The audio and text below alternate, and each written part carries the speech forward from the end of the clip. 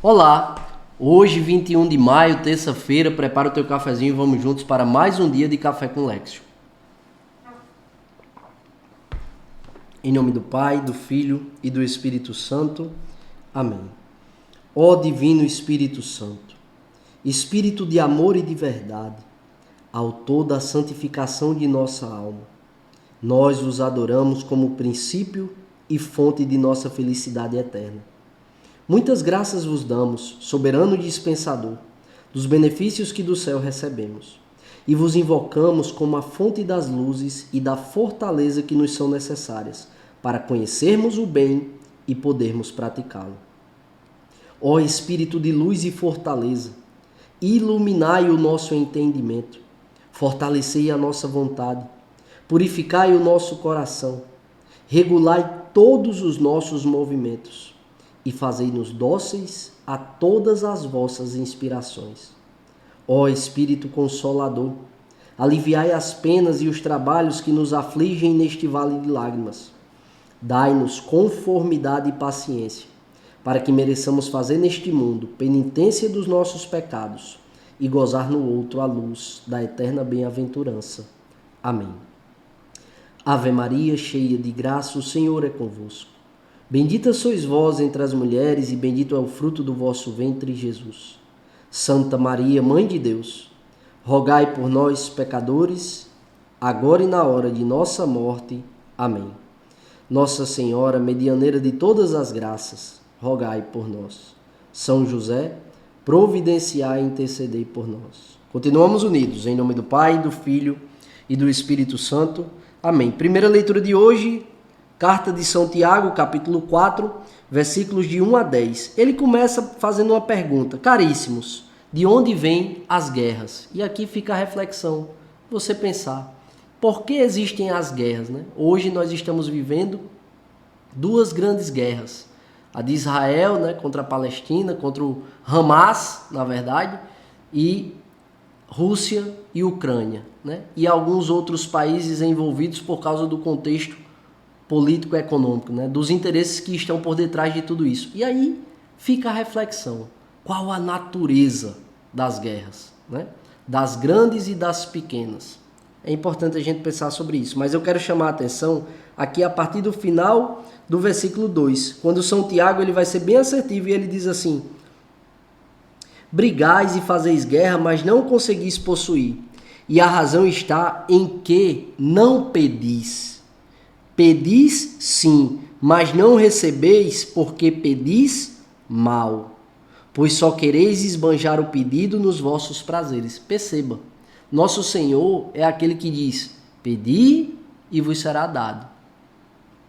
Mas veja, muitas vezes a gente pede e não recebe. Por quê? Porque muitas vezes a nossa vontade não está conformada a vontade de Deus para nós. Os nossos pedidos atendem a tudo, mas não ao que Deus quer e espera de nós.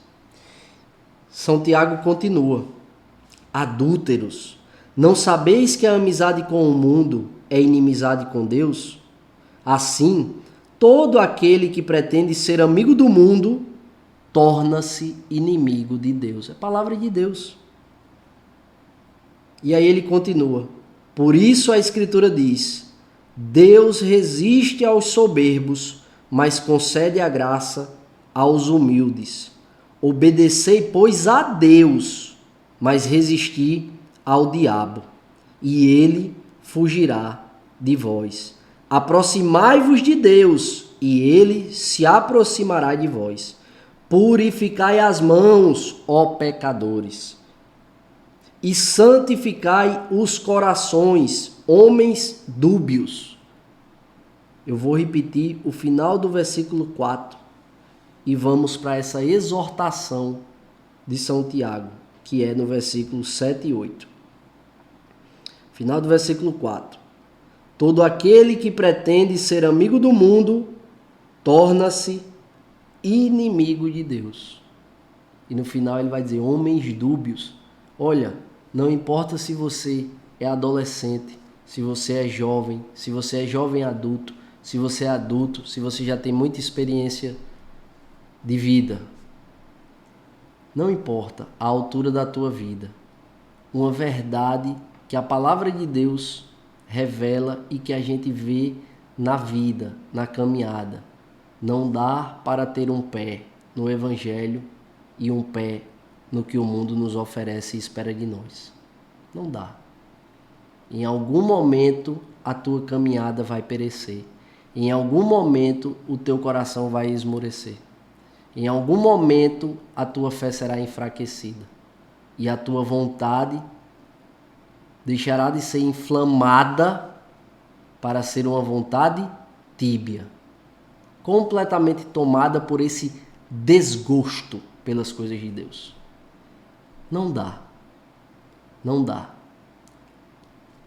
para aderir à palavra de Deus e não mudar de vida. Não dá para conhecer a verdade e querer adequar a verdade à nossa vontade que corresponde às nossas paixões.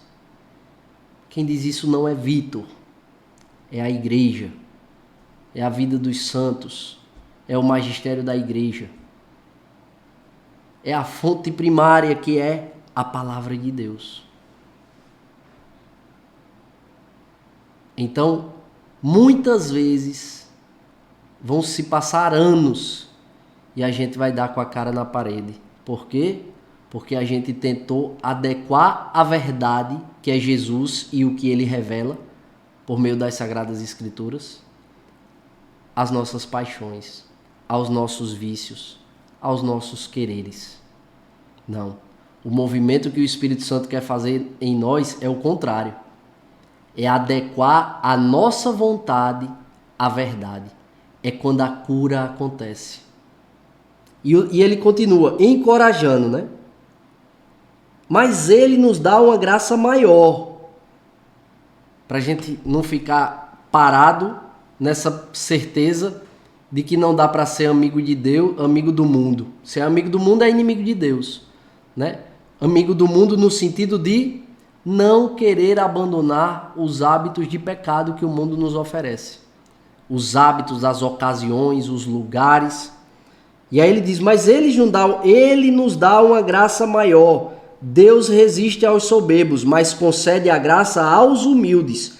Obedecei, pois, a Deus.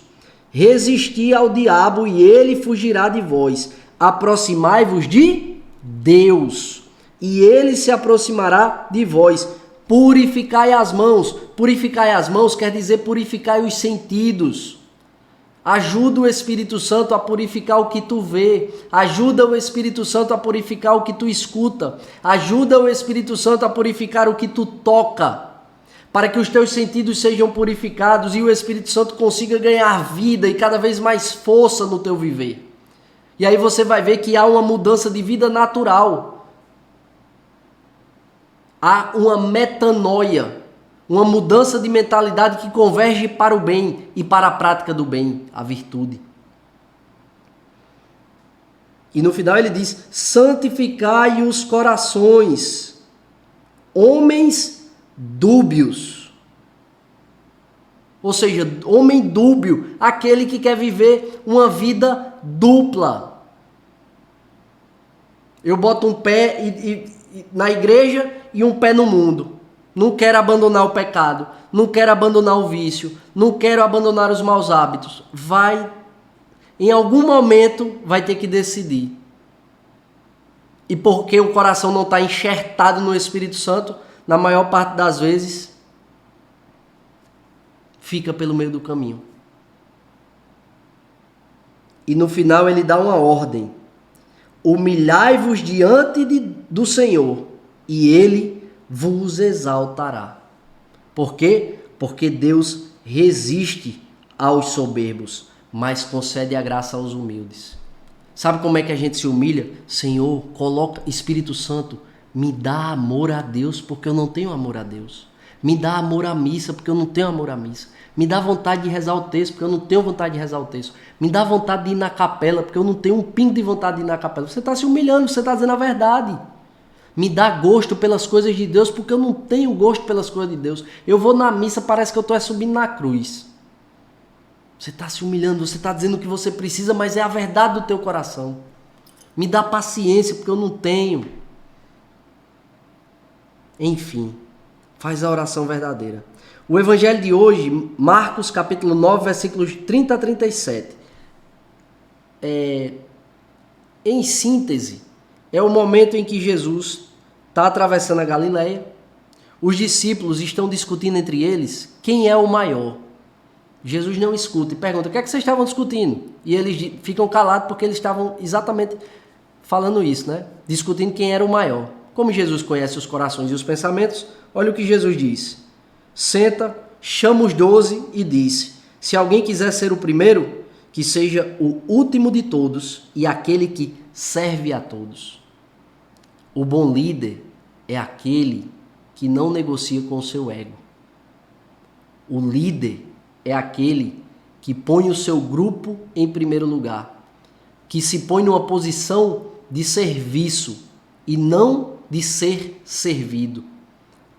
O bom líder é aquele que anula o seu ego, que é humilde, que não negocia com a soberba, muito pelo contrário, que mortifica o seu ego para bem servir a todos. Esse é o líder ao qual os servidos desejarão servir com a própria vida.